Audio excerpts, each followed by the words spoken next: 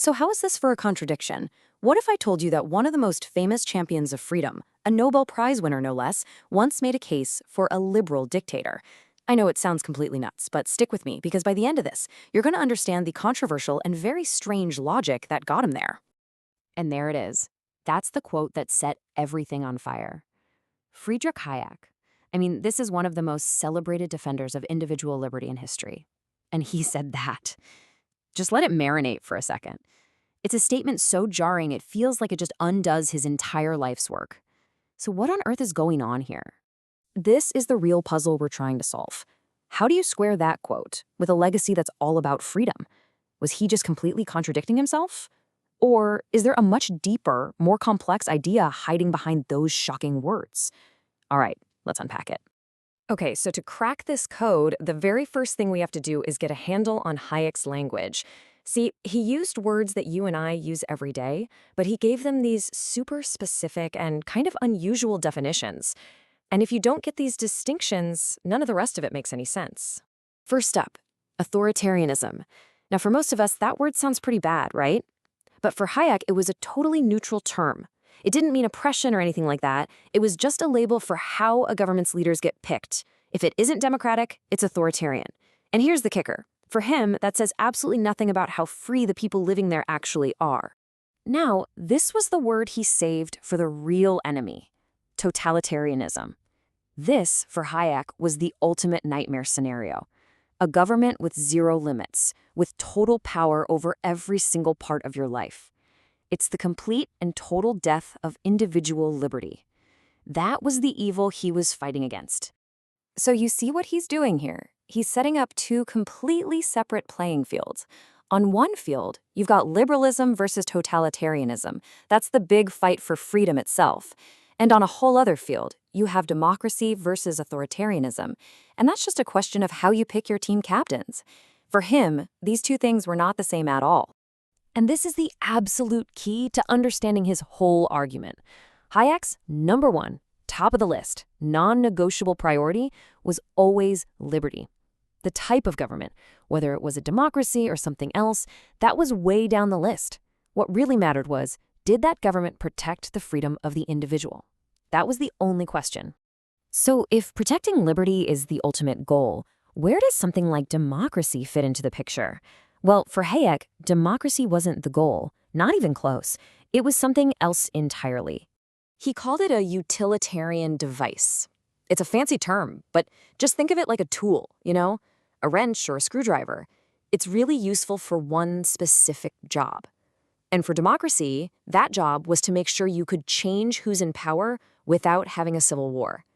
It was a means to an end, not the end itself. And this is where it gets really sharp. What happens when your tool starts to break the very thing you're trying to build?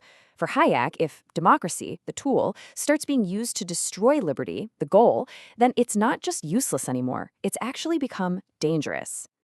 Which kind of makes you wonder, right? What was he so worried about? What kind of democracy did he think could actually become a threat to the very freedom it's supposed to be protecting? The thing he feared was what he called an unlimited democracy. This is a system where the majority can just vote to do literally anything it wants.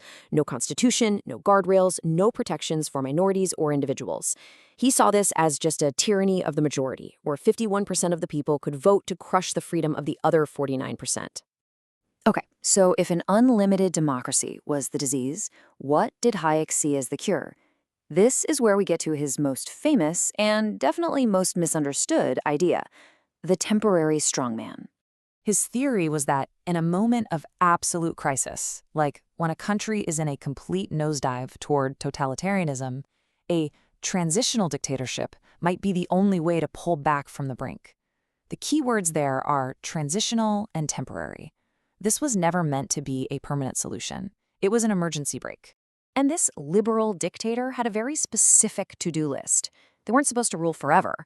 Their only job was to govern liberally, meaning protect individual rights, establish a solid rule of law, put a constitution in place that limits the government's power, and then, and this is the most critical part, get out, voluntarily step down. So, again, the whole point was not to have a dictatorship for its own sake. It was this radical last resort idea, a tool you'd only use in an emergency to create the right conditions for a stable democracy and real liberty to grow later on. The very things he feared an unlimited democracy could destroy.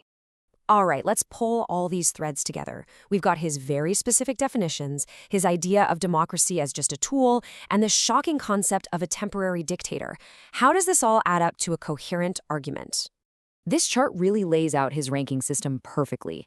For Hayek, the absolute best-case scenario is a limited democracy, one with rules that protect liberty. The absolute worst case? An unlimited democracy, where the mob can vote to take away your freedom. And that liberal dictator?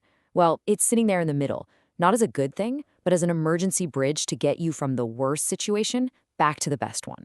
And what's holding all this up is another one of his core beliefs. He thought economic freedom was the foundation of everything. You could, in theory, have a free market without the right to vote, but he was absolutely convinced that you could never have real political freedom if the government owned your property and controlled your economic life. So let's just walk through the logic one last time. 1. Democracy is just a tool, not the prize. 2. The actual prize is individual liberty. 3. An unlimited democracy can be a huge threat to that liberty. And therefore, 4. In the most extreme cases, a temporary liberal dictator could, in theory, be a necessary evil to fix things and restore a free society.